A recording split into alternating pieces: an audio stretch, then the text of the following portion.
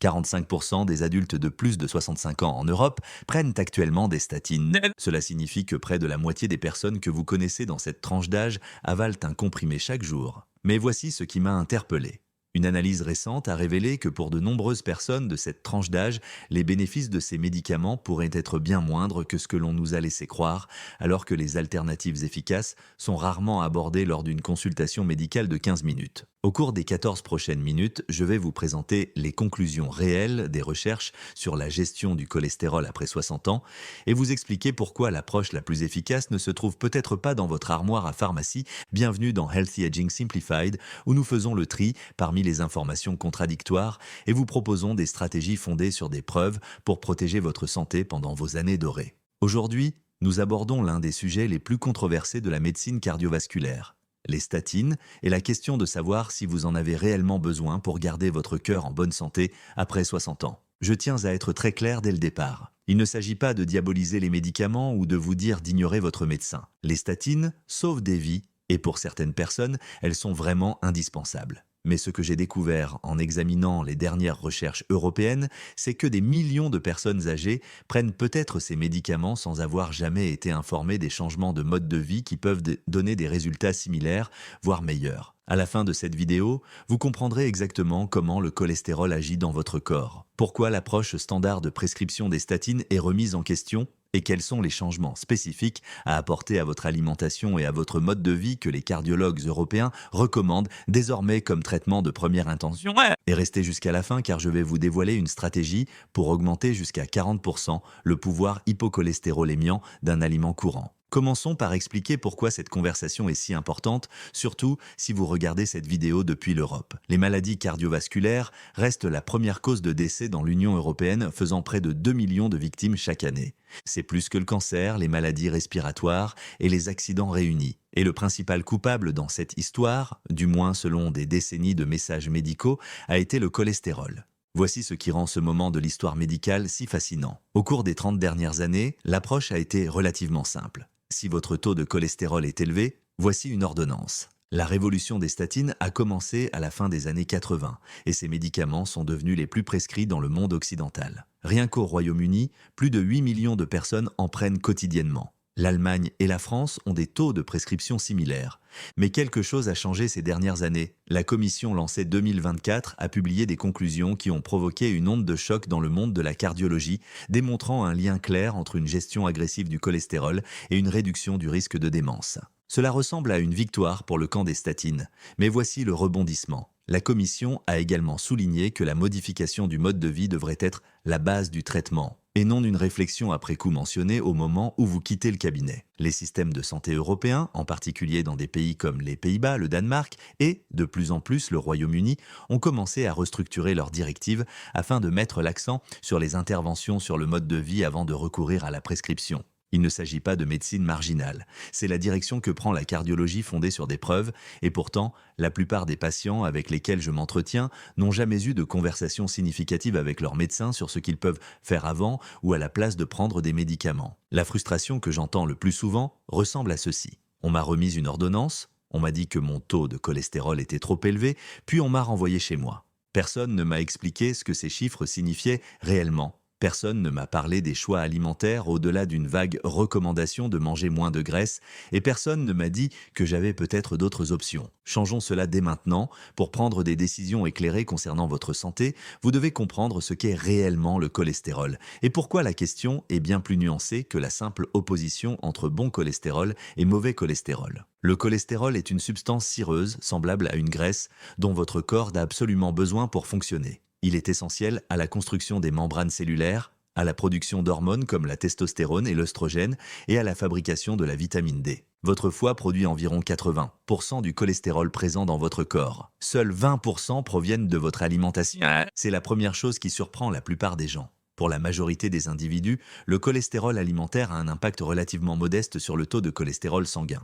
Lorsque votre médecin parle de cholestérol, il fait généralement référence à deux types principaux, le LDL et le HDL. Le LDL, souvent appelé mauvais cholestérol, transporte les particules de cholestérol dans votre circulation sanguine et peut les déposer sur les parois artérielles si leur taux est trop élevé. Le HDL, appelé bon cholestérol, agit comme une équipe de nettoyage, ramassant l'excès de cholestérol et le ramenant à votre foie pour qu'il soit éliminé. Le rapport entre ces deux types de cholestérol est extrêmement important et c'est là que le discours standard sur le cholestérol est souvent insuffisant. Un taux de cholestérol total de 6,5 millimoles par litre peut sembler alarmant si vous ne connaissez pas la répartition.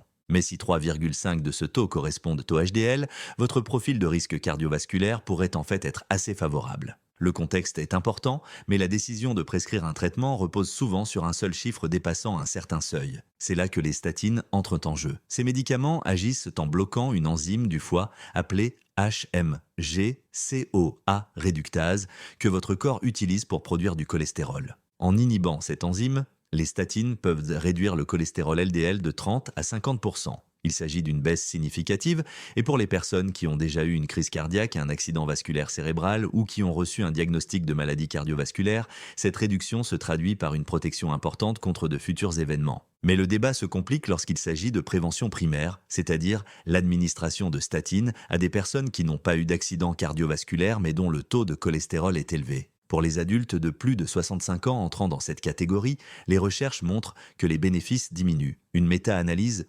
publiée en 2022 dans le British Medical Journal, a examiné les données de près de 30 000 participants âgés de plus de 70 ans et a constaté que si les statines réduisaient les événements cardiovasculaires d'environ 20%, la réduction absolue du risque était assez faible, prévenant environ un événement pour 100 personnes traitées sur 5 ans. Qu'est-ce que cela signifie en langage clair? Cela signifie que sur 100 personnes âgées prenant des statines à titre de prévention primaire, 99 d'entre elles se seraient portées bien sans le médicament. Une personne en bénéficie, tandis que les 99 autres prennent un comprimé par jour, font face à des effets secondaires potentiels et dépensent de l'argent pour des ordonnances qui n'ont pas changé leur sort. Il ne s'agit pas d'un argument contre les statines. Il s'agit d'un argument en faveur de la nuance, de la médecine personnalisée et d'une conversation honnête sur les alternatives. Cela nous amène aux effets secondaires que de nombreuses personnes ressentent mais hésitent à discuter avec leur médecin. Les douleurs musculaires touchent entre 5 et 20% des utilisateurs de statines, selon les études.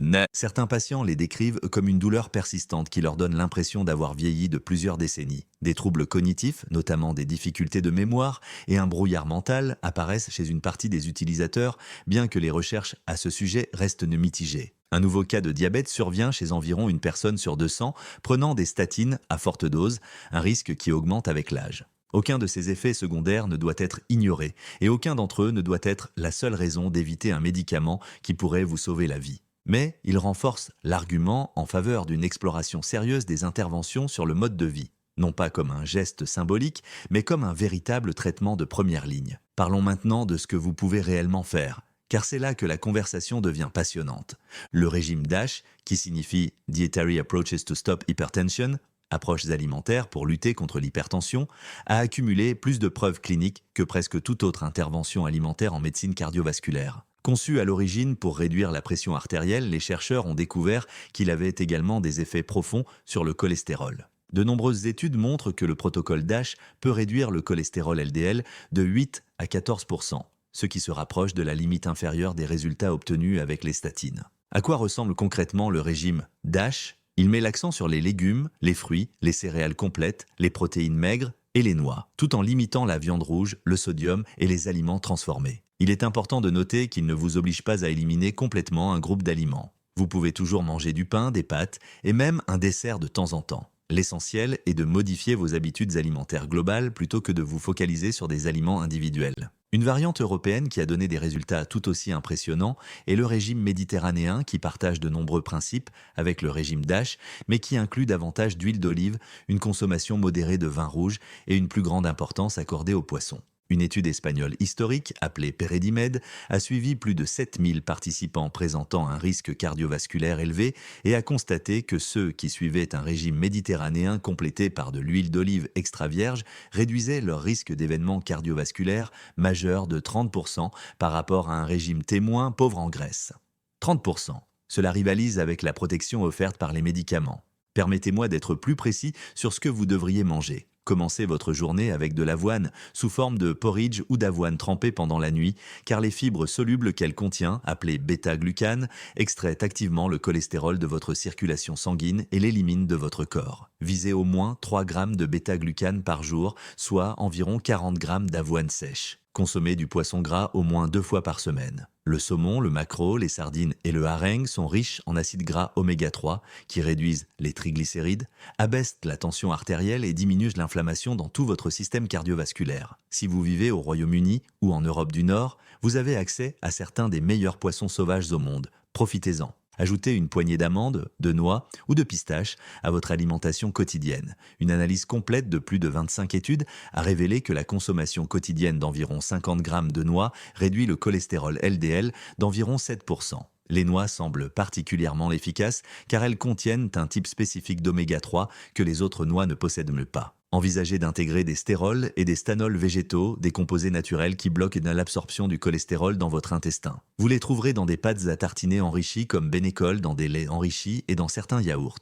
En consommer 2 à 3 grammes par jour peut réduire le cholestérol LDL de 6 à 15% supplémentaires. Il s'agit là d'un remède véritablement puissant dissimulé dans des aliments ordinaires. Parlons maintenant de l'exercice physique, car son impact sur votre système cardiovasculaire va bien au-delà des taux de cholestérol. Une activité aérobique régulière augmente votre cholestérol HDL, le type protecteur, de 5 à 10%. Elle modifie également la taille de vos particules de LDL, les rendant plus grosses et moins susceptibles de pénétrer dans les parois de vos artères. Les particules LDL petites et denses sont les plus dangereuses et l'exercice physique les transforme en particules moins nocives. La Société européenne de cardiologie recommande au moins 150 minutes d'exercice d'intensité modérée par semaine. Cela correspond à 30 minutes 5 jours par semaine. La marche compte. La natation compte. Le vélo, le jardinage, danser avec votre conjoint dans la cuisine, tout compte. La clé réside dans la régularité plutôt que dans l'intensité. Il existe un autre facteur qui est rarement abordé dans les discussions sur le cholestérol,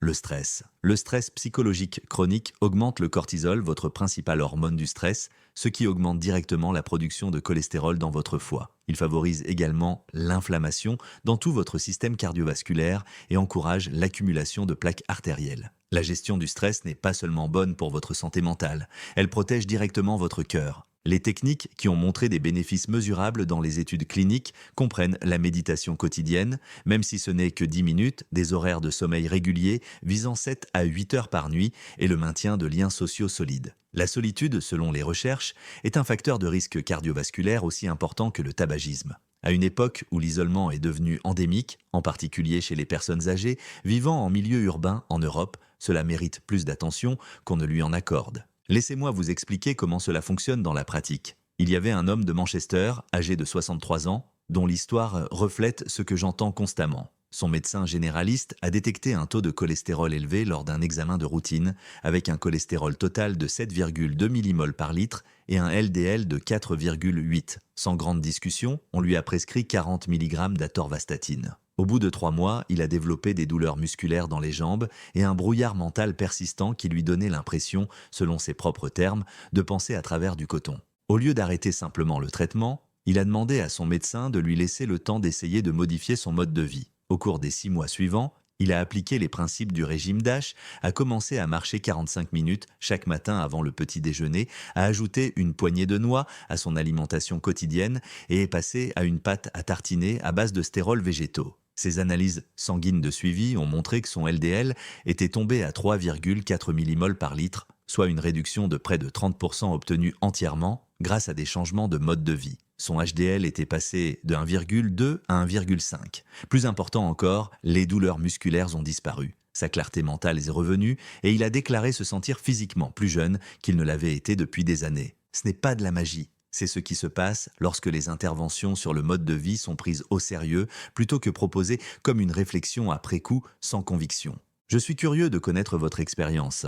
Vous a-t-on déjà prescrit des statines ? Votre médecin vous a-t-il d'abord proposé des alternatives en matière de mode de vie ? Laissez un commentaire ci-dessous et faites-le moi savoir, car comprendre les conversations qui ont réellement lieu dans les cabinets médicaux à travers l'Europe m'aide à créer du contenu qui répond à vos vraies questions. Et si vous trouvez cela utile, cliquez sur le bouton « J'aime » afin que ces informations puissent atteindre d'autres personnes qui pourraient être confrontées aux mêmes décisions. Résumons tout cela. Le cholestérol est essentiel à la vie, et le discours standard consistant à le réduire à tout prix passe à côté d'une nuance cruciale. Les statines sont des médicaments précieux pour les personnes atteintes d'une maladie cardiovasculaire avérée, mais pour la prévention primaire chez les personnes âgées, leurs avantages absolus sont moins importants que la plupart des gens ne le pensent. Les régimes DASH et méditerranéens peuvent permettre de réduire le LDL de 8 à 15%, ce qui est comparable à une faible dose de statine. Les aliments tels que l'avoine, les poissons gras, les noix et les stérols végétaux ont chacun des effets indépendants sur la réduction du cholestérol qui se combinent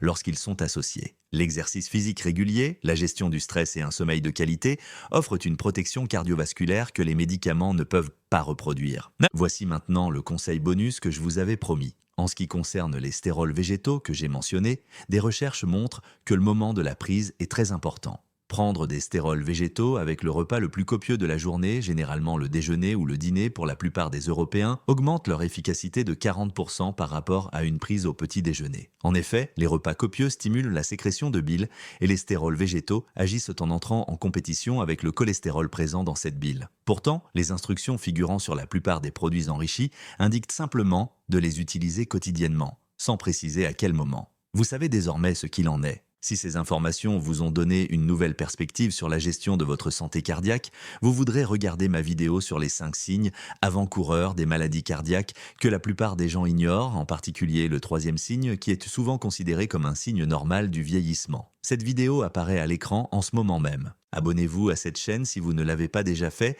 car chaque semaine, je décompose les dernières recherches en matière de santé cardiovasculaire en stratégies que vous pouvez réellement mettre en pratique. La semaine prochaine, j'examinerai les nouvelles directives européennes sur les objectifs de pression artérielle et les raisons pour lesquelles ce qui était considéré comme sain il y a 10 ans pourrait aujourd'hui vous mettre en danger. Partagez cette vidéo avec un de vos proches qui prend actuellement des statines ou à qui on a dit que son taux de cholestérol était trop élevé. Il mérite de savoir qu'il existe d'autres options. Merci d'avoir regardé cette vidéo